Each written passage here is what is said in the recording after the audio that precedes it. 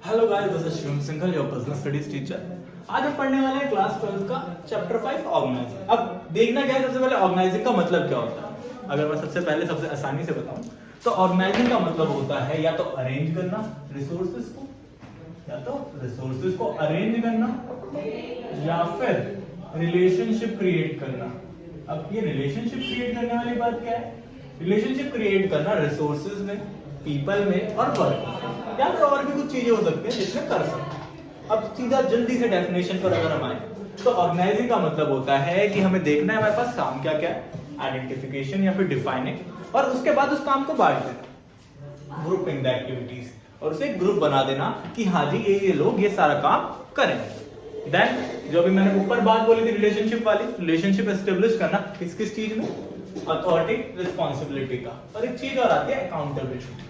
अब अथॉरिटी और रिस्पॉन्सिबिलिटी क्या होता है? रिस्पॉन्सिबिलिटी आप सबको पता होगा, जो मुझे काम मिला उस काम को करने की रिस्पॉन्सिबिलिटी, उसकी ऑब्लिगेशन। अथॉरिटी का मतलब क्या है? अथॉरिटी का मतलब होता है पावर, किसी भी चीज को करवाने की, किसी को कमांड देने की पावर। तो ये कहता है ऑर्गेनाइजिंग का मतलब क्या है? ऑर्गेनाइजिंग एक प्रोसेस है जहां पर हम चीजों को डिफाइन करते हैं, आइडेंटिफाई करते हैं और उन्हें ग्रुप करते हैं एक्टिविटीज को, और एस्टेब्लिश करते हैं रिलेशनशिप।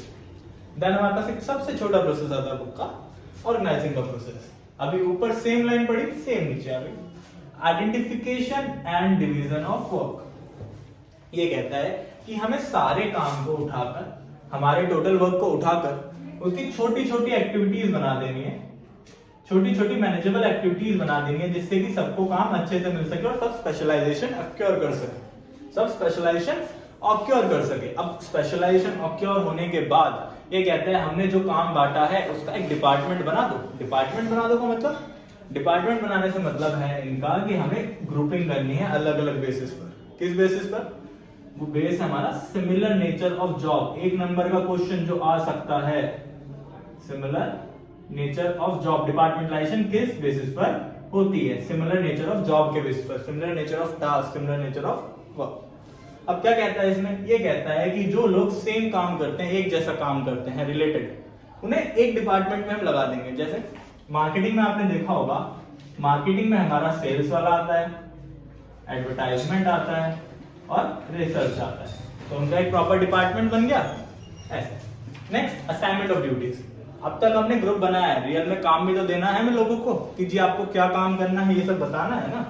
तो ये चीज आती है असाइनमेंट ऑफ ड्यूटीज के अंदर। असाइनमेंट ऑफ ड्यूटीज क्या कहता है? ये कहता है कि हमें अपनी ऑर्गेनाइजेशन में लोगों को काम बांटना है। किस हिसाब से काम बांटेंगे हम लोगों को? हम लोगों को काम देंगे उनकी एबिलिटीज के हिसाब से, कि उनकी एबिलिटी क्या क्या है, उनके स्किल्स के हिसाब से कि वो काम कर पाएंगे या नहीं कर पाएंगे, या फिर उनकी जॉब पोजीशन और जॉब स्टेटस के हिसाब से।